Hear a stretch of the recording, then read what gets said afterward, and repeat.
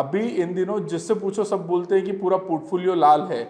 अब मैं basically simple language में आपको समझाता हूँ। फॉरेन इंस्टीट्यूशनल इन्वेस्टर्स जो होते हैं, एफआईआईज होते हैं, वो 3 कैटेगरी में डिवाइडेड होते हैं। सबसे पहली कैटेगरी वो होती है जहाँ पे एक हेज फंड्स वाले एफआईआईज होते हैं या वेरी शॉर्ट टर्म पीरियड के जो इन्वेस्टर्स होते हैं एफआईआईज, जो कि खाली मोमेंटम मार्केट का कैप्चर करने आते हैं।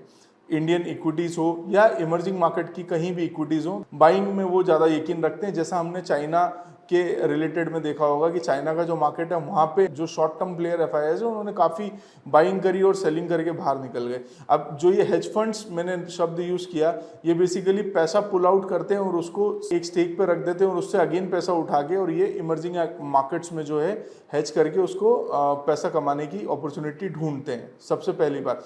दूसरा, एफआईआईज की वो कैटेगरी होती है जो मिड टर्म इन्वेस्टर्स हैं। मिड टर्म इन्वेस्टर्स जो कि 3 साल से लेके 5 साल तक की कैटेगरी मानी जाती है और 5 साल से लेके 10 साल की कैटेगरी को लॉन्ग टर्म इन्वेस्टर्स माना जाता है।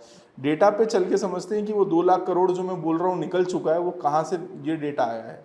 तो स्क्रीन पे आप ये देखिए, ये अक्टूबर के डेटा में खाली 1,02,042 करोड़ रुपए निकल चुके हैं, है ना। अब मैं अप्रैल से डेटा हम देखते हैं तो यहाँ पे 35,000 करोड़ का तो जो है आउटफ्लो एफआईआईज का अप्रैल में ही हो गया था। फिर 42,000 का मई में हुआ था। जून में पॉजिटिव हम एफआईआईज ने इन्वेस्ट किया था 2,037 करोड़ का, जो कि उम्मीद ज़्यादा थी क्योंकि उस टाइम पे एक माइलस्टोन था जो कि एनडीए उतनी मेजॉरिटी में, बीजेपी जो है उतनी मेजॉरिटी में नहीं आ पाई थी, एक वो रीज़न था। उसके बाद हम देखेंगे जुलाई में 5,400 करोड़ का पॉजिटिव इनफ्लो था और अगस्त में 20,000 का पॉजिटिव आउटफ्लो था। अगर इन सबको टोटल करेंगे तो हमें ये फिगर आता है 1,98,000 करोड़ का। अब ये जो डेटा है, अब इसके अगेंस्ट में मैं बात करूंगा पॉजिटिव, क्योंकि मैंने पहले ही जैसे हेडिंग दी कि आपको घबराने की जरूरत नहीं है, तो मैं एक एक करके पहले आपके नेगेटिव्स डिस्कस करने के बाद में और पॉजिटिवली इस पॉइंट पे आएंगे। तो पॉजिटिव इस चाइनीज स्टिमुलस के या एफआईआईएस के आउटफ्लो की वजह से एक अगर देखेंगे तो हमारा डीआईआई ने बहुत अच्छा परचेस किया है। डीआईआई का परचेस की अगर मैं बात करूंगा तो इस महीने खाली 97,000 मतलब क्लोज टू 98,000 जो है वो बाई कर चुका है।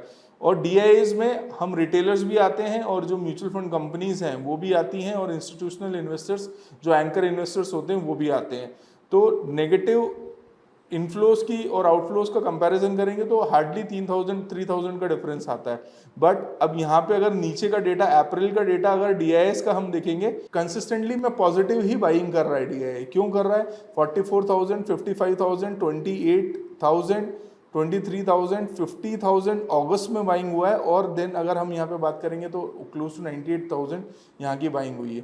तो ये एक सबसे बड़ा बिगेस्ट रीजन है जो मार्केट की इतना बड़ा जो करेक्शन 9% या 10% का जो आपको करेक्शन दिख रहा है ब्रॉडर इंडाइसेस में और स्मॉल कैप या मिड कैप में। अगर आपको जो सेक्टोरल अगर मैं देखूं तो वहाँ पे आपको 15% तक के करेक्शंस जो देखने को मिल रहे हैं वो इसलिए दिख रहे हैं कि ये यहाँ पे कंप्राइज हो चुका है। अगर यही 2 लाख करोड़ अगर खाली एफआईआईएस निकाल लेता और डीआईआई बाई नहीं करता तो ये 30%, 40% या 50% तक का भी क्रैश आप मार्केट को जो है करेक्शन या करेक्ट होते या क्रैश होते देख सकते थे।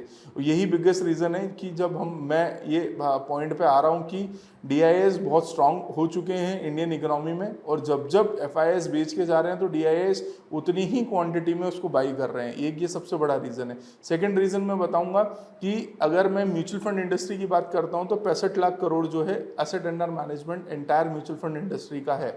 उसके अगेंस्ट में 4% कैश रिजर्व रेशियो जो कि मैंडेटरी है सेबी के द्वारा, तो उसको मैं इनटू कर लूंगा तो समवेयर अराउंड आता है 2,30,000 करोड़। 2 लाख करोड़ निकला है और अगेंस्ट में उनको पास में अभी इतना सरप्लस है जिसका वो ऑलरेडी डिप्लॉयमेंट कर चुके हैं। सेकेंड छोटा सा डेटा ये कि जब जो नए एनएफओज आते हैं, जैसे वो 2,000 करोड़ उठा लिया उन्होंने, कलेक्शन कर लिया। जैसे रिसेंट में हमने एग्जाम्पल भी शेयर किया था, बंधन का बिजनेस साइकिल फंड या मोतीलाल का बिजनेस साइकिल फंड आया था तो उन्होंने 2,000, 3,000 करोड़ का फंड एक्यूमुलेट किया था। तो वो फंड का डिप्लॉयमेंट कब होगा? ऐसे ही करेक्शंस में होगा। जैसे बंधन ने एक्सिस बैंक को अच्छी बाइंग की, जोमेटो पे अच्छी बाइंग मोतीलाल ने की, वो ये डिस्काउंटेड प्राइस पे देखते हैं। तो एक ये चाइनीज स्टिमुलस और ये हमने एफआईआईएस के डेटा को बहुत अच्छे से समझा है। अगला मैं आपको जो पॉइंट बताने जा रहा हूँ वो, अगर आपका होराइजन 5 साल प्लस है तो डेफिनेटली यहाँ हर ऐसी कोई भी 5 साल का सिनारियो ले लो, जब आपने अगर इन्वेस्ट किया है इंडियन इक्विटीज़ में 5 या 7 साल में, तो आप डेफिनेटली पैसा बना के ही बाहर निकलोगे।